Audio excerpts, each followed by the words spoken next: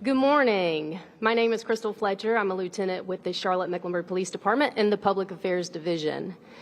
Every quarter, CMPD provides this public safety briefing as part of our commitment to transparency, accountability, and collaboration with our community. Before we move into today's briefing, I'd like to acknowledge that this week is National Public Safety Telecommunicators Week. Our telecommunicators play a vital role in every emergency response, and later in the briefing, you'll hear more about their contributions and why their work is so essential to the safety of our community. We will also share crime statistics for the first quarter of 2026, which covers January 1st through March 31st. Throughout this briefing, you'll hear about several significant decreases compared to the same period in 2025. These numbers are more than statistics. They represent the progress we achieve through strong partnerships, the challenges we continue to face together, and the collective work that makes Charlotte safer. Transparency and collaboration are at the heart of our mission, and today's briefing is part of that commitment. Throughout the morning, you'll hear about strategies driving these reductions, the major operations underway, and the community-centered initiatives guiding our work in 2026. Thank you to everyone joining us, both in person and virtually. Your engagement reflects the shared responsibility of public safety, and we appreciate your partnership and support. To begin, we'll hear from Chief Estella D. Patterson, who will provide an overview of our crime trends and department accomplishments from the first quarter. Chief Patterson continues to lead with a focus on reducing violent crime and disorder, enhancing community engagement and collaboration, and strengthening employee wellness and morale. Chief. Thank you, Lieutenant Fletcher. Well done. And thank you all for being here today, joining us on this day. I've said it a few times, but I'll say it again. It is great being back in Charlotte, and I am so honored to be the Chief of Police of CMPD. Before presenting our first quarter progress, I want to thank our officers and our professional staff. I always want to start there for the work that they do every single day, 24 hours a day. And especially to our telecommunicators. As you have heard, this is Telecommunicator Week. Without them, we don't even get the calls. We won't be able to do the work that we do, so I'm so grateful for each of them. And I also thank this community for trusting us, entrusting us with serving and with keeping Charlotte safe. Now, you might be wondering, why are we here today instead of at police headquarters where we typically do these briefings? Well, that's because our focus at CMPD is centered on being in the community, tackling crime, and making sure that we're doing everything we can to prevent crime in the first place from happening. We've been focusing heavily in our uptown area, our center city, as well as our south end, and our light rail. And so being here, I believe, is very fitting for the occasion. Now, here with me today are members of my team who work around the clock. They are committed to the safety of this community, and truly they are the engine that keeps the department moving forward. That's our deputy chiefs that are off to my right.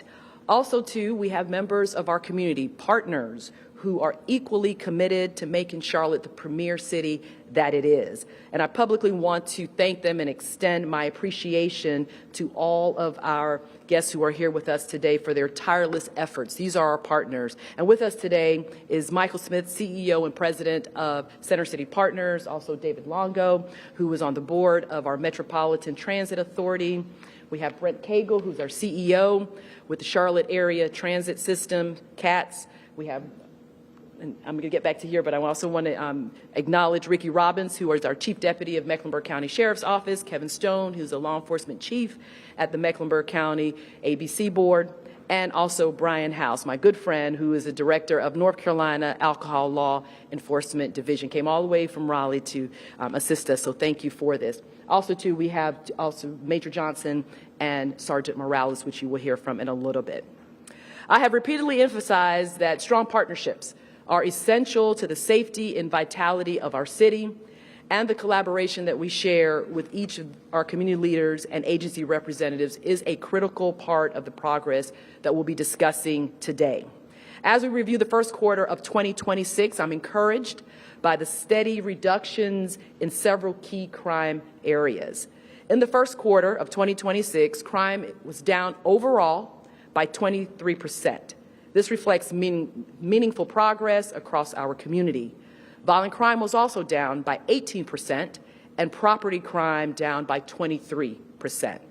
We also experienced reductions in the following areas. Our robberies showing a 26% decrease, aggravated assaults down 18%, vehicle thefts down 34%, and larceny from autos down 34% as well. Our burglaries were down 40%. Now, these reductions are only made possible by the collective efforts of proactive policing strategies and also daily engagement of our residents, our businesses, and organizations who work alongside us. While I am elated to see these reductions, because we had reductions in 2025 as well, and we're seeing the numbers go down in 2026, I must also acknowledge an area of concern. Despite our continued focus on violent crime reduction, homicides were up in the first quarter with 22 compared to 16 during the same time period in 2025. Of the 22 incidents, 18 were cleared by arrests, which is astonishing. We have an 82% clearance rate. 11 were situations where the suspect and the victim were known to one another. 4 involved situations where the relationship is unknown, and 2 were traffic-related incidents that resulted in fatalities. It is important that we acknowledge that these homicides are not just numbers. They represent lives that are lost, families that are grieving, and communities that will forever be impacted. I want you, the public, to know that we approach this challenge with urgency, with transparency, and a commitment to utilizing every single tool we have in our toolbox to help prevent violence from happening. Relying on the community is one of the most impactful tools that we have in law enforcement. A recent example of this of the community's help is the Cotswold assault investigation that occurred in March. On this date, officers responded to an assault with deadly weapon call in the 100 block of South Sharon Amity Road and located a female who had been assaulted in the parking lot of a grocery store. As the investigation progressed, our detectives worked to develop leads, and they sought the community's help in identifying the suspect and the vehicle that was involved in this incident. The response was significant. We received several tips from the community to move the case forward, including a Crime Stoppers tip that helped positively identify the suspect in this case. Through the continued work with our CMPD Providence Division detectives and the assistance of SLED, also the Florida Division of Law Enforcement and the Florida State Highway Patrol, the suspect, Marvina Marie Hardy, was located on March 30. She is currently in custody awaiting extradition to face charges that include assault with a deadly weapon with intent to kill and inflicting serious injury and battery of an unborn child. This case I highlighted because it really demonstrates the power of true community collaboration. We looked to the community to help us solve a crime, and they did it well, and so we're very happy with that. As a community member, you might be wondering how you can help prevent crime. I encourage you, if you see something, say something. And if something appears suspicious, please call 911. Also, too, if you have information about a crime, please call our Crime Stoppers number, and you can report it anonymously. Also, if you are a business owner, I always have to make a plug for this. If you are a business owner and you have a private camera system around, or you have a private camera around your residence, register that camera with us, with our Connect Charlotte platform. You can go to Connect Charlotte at connectcharlotte.org for more information. Now, this is a voluntary initiative to connect your cameras to our real-time crime center so that our detectives can have more information about crime when it happens. It's additional eyes and ears in the field for us.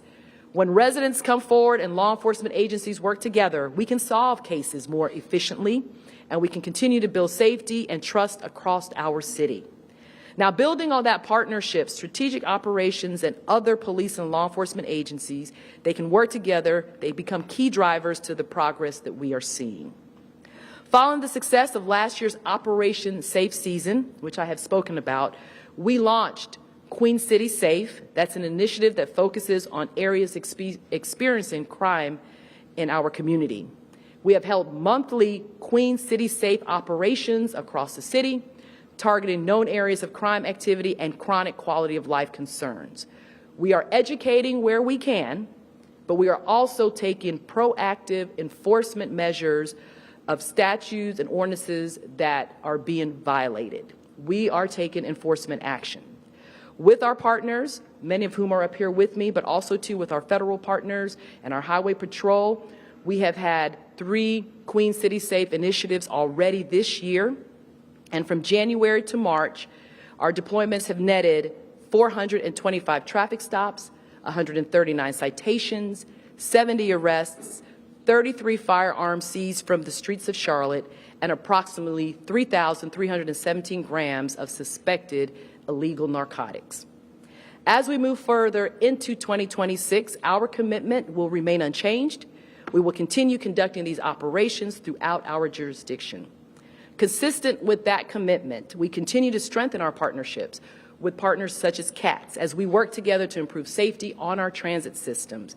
Increased off-duty staffing, dedicated hirebacks, and quicker response times have contributed to noticeable decrease in crime on transit. Off-duty CMPD officers have staffed 3,741 shifts, 3,741 shifts on CATS transportation, with a total of 18,807 hours worked year to date. When speaking specifically about the CATS Blue Line, Part 1 offenses on this particular transportation system dropped by 69% in the first quarter compared to the same period last year. This is another example of targeted staffing and strong collaboration that is producing measurable outcomes. In line with that continued effort, we are in the process of expanding where our community policing crisis response team, CPCRT team, is working.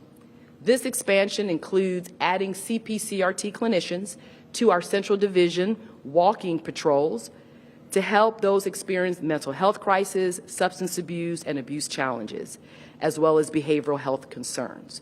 We believe that these efforts will reduce repeat calls for service by connecting these individuals to long-term support, and it also embodies our commitment of compassionate, community-driven policing. As we look ahead to the warmer months, we will continue to proactively coordinate with the City of Charlotte departments as well as Mecklenburg County departments. We will also work with local businesses and property owners, event organizers, and hospitality partners. These conversations will ensure we're fully prepared when events of any scale come to Charlotte, and it will allow our officers to remain visible throughout public spaces, forcing not only our response, but preventing issues from happening when they occur. As stated previously, public safety is a shared responsibility, and together we are making Charlotte safer, stronger, and more connected. We are moving closer to being the safest large city in the nation. At this time, I'd like to turn it over to Sergeant Edwin Morales, who will share a little bit about our strategies, our partnerships, and our initiatives driving the work that we are doing here in Center City. Sarge.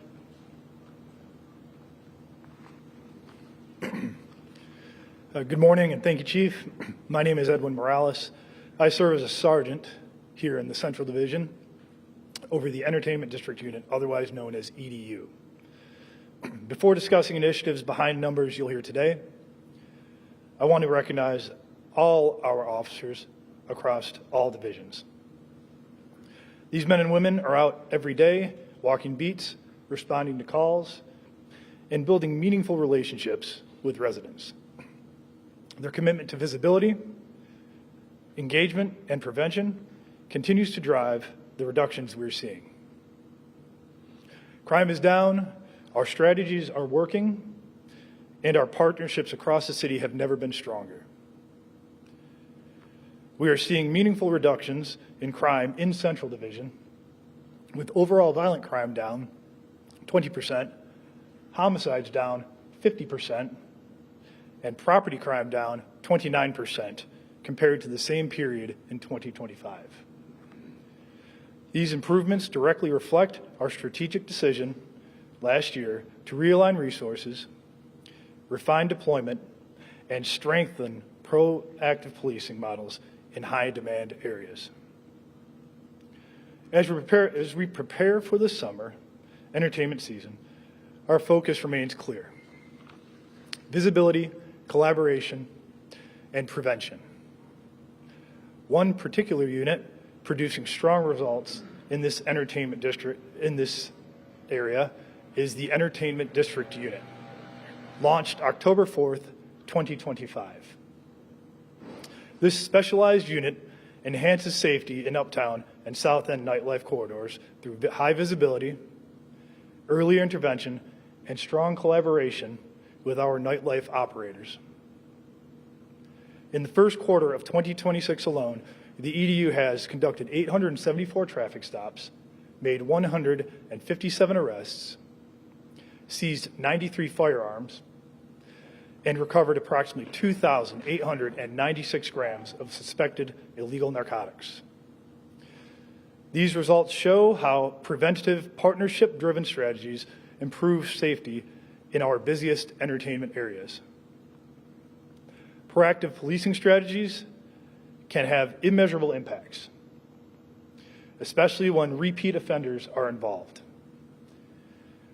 To highlight some of these, on January 22nd, EDU officers were patrolling the Trade and Tryon Streets corridor and observed a vehicle displaying a fictitious license plate in an area known for high narcotics activities. Officers made contact with the vehicle and the driver, Jawan Quadarius McElwain, 27 years of age, who had an outstanding warrant for assault on a female. Officers took him into custody for that warrant. Our CMPD homicide detectives determined McElwain was a suspect in a January 14th homicide in the Central Division and were able to charge him while he remained in custody. The strategic deployment of EDU continues to enhance safety in high-traffic entertainment districts, protecting patrons, effectively diffusing potential volatile situations. Another highlight, on March 7th, officers responded to the West 4th Street area based on information that a masked and armed subject was in the area. Officers located the subject on South Graham Street amid large crowds gathered for the Charlotte FC soccer match. Following a brief foot pursuit, officers safely apprehended the individual without incident.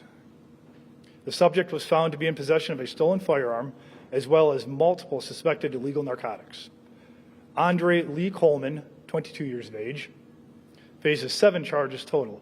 Among the charges are possession of a stolen firearm, carrying a concealed weapon, possession with intent to sell and deliver a Schedule 6 controlled substance, which is marijuana, resist, delay, obstruct. This incident highlights how proactive presence, rapid response, and professionalism of EDU officers prevented a potentially dangerous situation in a densely populated area. In addition to the success of the Entertainment District Unit, I want to highlight another major partnership-driven effort started in the fourth quarter of 2025. The Crown Culture Initiative, which stands for Center City's Restoration of Order, Wellness, and Nonviolence. Crown is a focused, high-impact effort centered on restoring order and improving quality of life through elevated police presence, strict enforcement, and critically, close collaboration with our community partners. Focused on activity in the half-mile radius of Trade and Tryon Streets, we know as a square, the Crown approach balances accountability with compassion. Officers are enforcing quality of life laws, including illegal street vending, disorderly conduct, and public disturbances. Officers are also connecting individuals to supportive services through partners such as CARES Team, Our Roof Above, and Hearts of the Invisible. The goal of this initiative, much like the work of the EDU, is to restore public confidence, reduce crime, and reinforce safe, livable streets across our most active areas. In the first quarter of 2026, Crown interactions resulted in 457 traffic stops, 288 arrests, 102 firearms seized, and approximately 3,489 grams of suspected illegal narcotics recovered. Ultimately, Crown strengthens public order while maintaining our commitment to the community engagement, compassionate intervention, and partnership-based problem solving, all key components of our department's priorities. I'd like to now turn it over to Major Dave Johnson to discuss the critical work underway in our communications division and the improvements supporting our emergency response. Sergeant Morales, great job. Good morning, everyone. My name is Dave Johnson. I am the major over the Administrative Services Bureau here at CMPD, which includes our communications division, and I want to thank you all for being here. The efforts and successes that we share today are only possible because of the people who support every call, every officer, and every incident from behind the scenes. It only seems fitting to recognize our incredible telecommunicators as this week we celebrate National Public Safety Telecommunicator Week. Every day, our telecommunicators are the steady, reassuring voices on the other end of the line when someone calls for help, when anyone calls 911 for help. They are truly the first responders, the heroes behind the badge. Before an officer is dispatched, before fire or medic arrive, before any emergency response begins, it starts with them. Telecommunicators are a crucial part of modern policing. Our telecommunicators gather critical information in real time, guide callers through moments of crisis, and ensure officers have the details they need to respond safely and effectively. Their ability to remain calm under pressure directly impacts the safety of both officers and our public. They're also a lifeline for officers in the field. Telecommunicators track officers, monitor rapidly changing situations, and provide constant updates and support. This partnership is essential to keeping our Charlotte community safe. Our telecommunicators hear trauma, fear, and uncertainty every single day. They carry the emotional weight of the calls they take, yet they continue to show up with professionalism, compassion, and resilience. And for that, we sincerely thank them. Their work may be done behind the scenes, but their impact is felt in every neighborhood across Mecklenburg County. And that impact is reflected in the results. We're proud to share that here at CMPD, over 90% of calls made to 911 are answered in 10 seconds or less, which is in line with the national standards.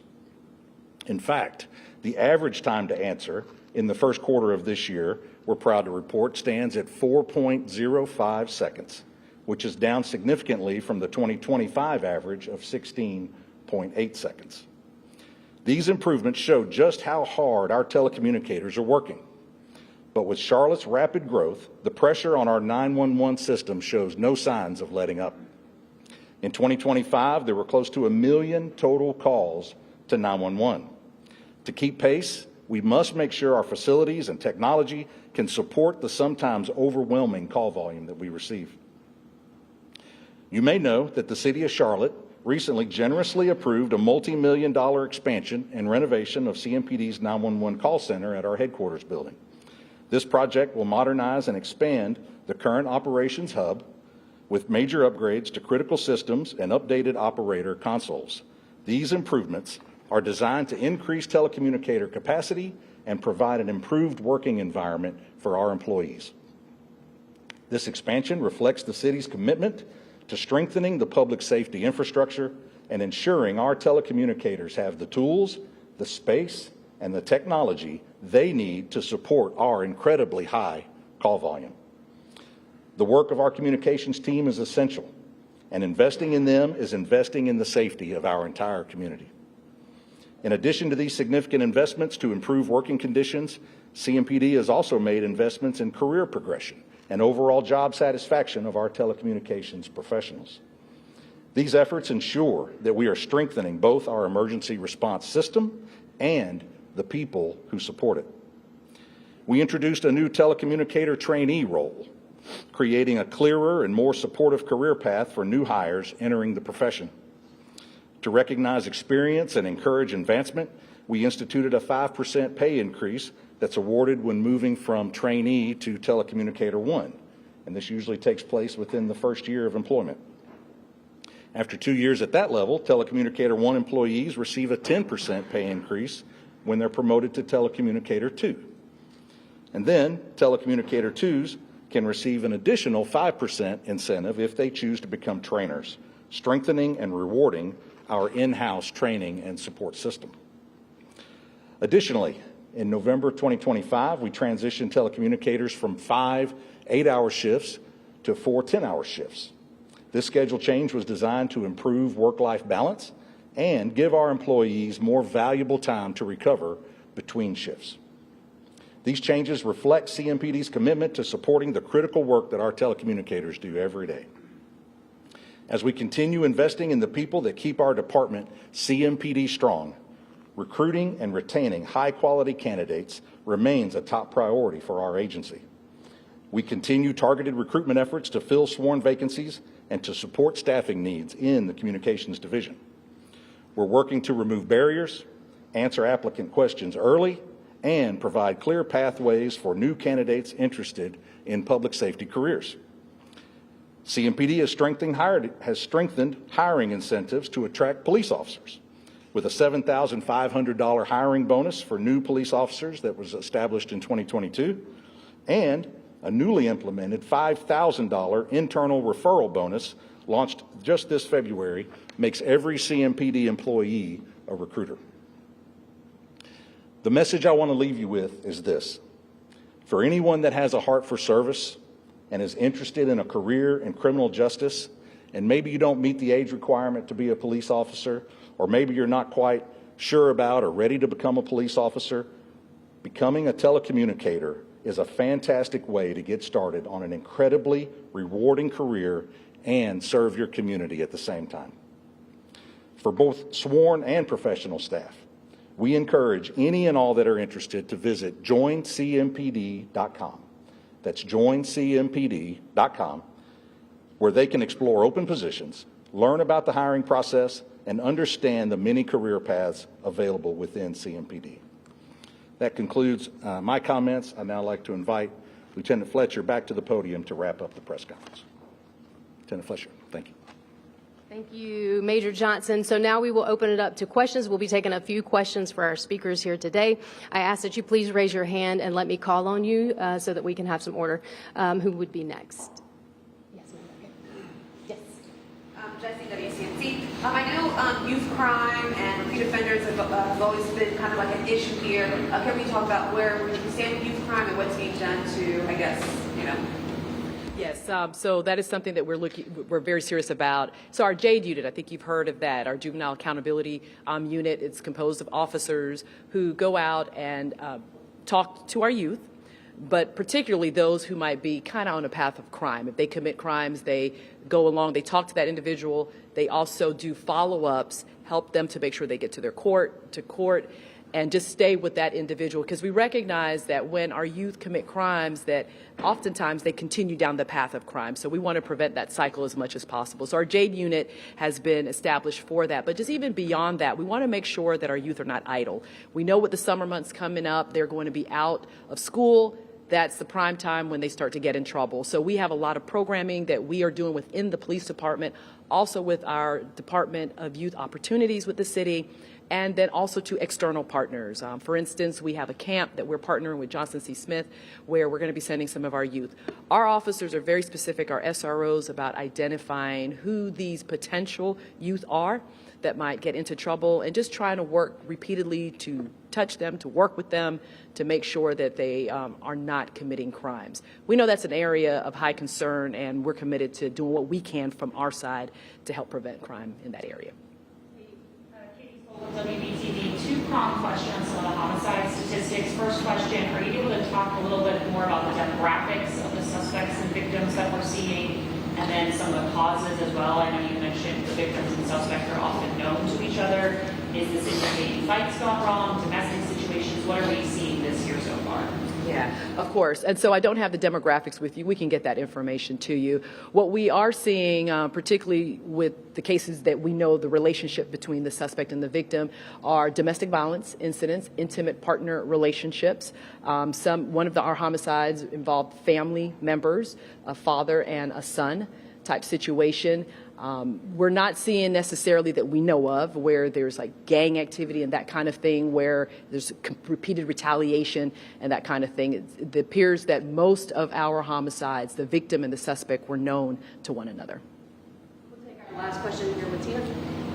I have a question about the clinicians. Is that response team 24 hours or is that just a day shift availability? So our CPCRT team, I think that you're talking about, they work first and second shift hours, and then they're available on call during the night. If somebody has a crisis or a situation, an officer can make a call to them, and they'll come out.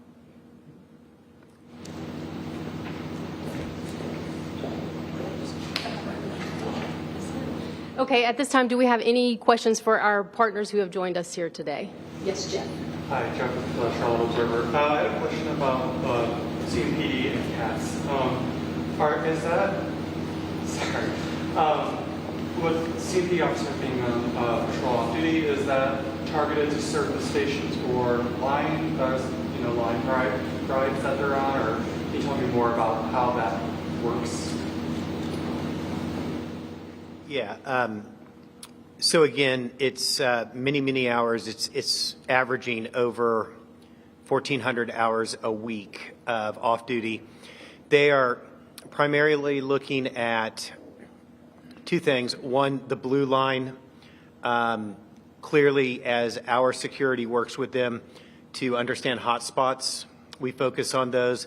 But blue line, the rail trail and platforms, as well as the bus system, again, using the data to look at where we believe there are hotspots and deploy those officers in their off-duty capacity throughout the system, bus and rail. Any other questions for our partners? So I know CMPD had shared a couple of different things with traffic, working with Montgomery County Sheriff and so forth. Is there any other partnership or initiatives you guys are doing to like fight crime, working together?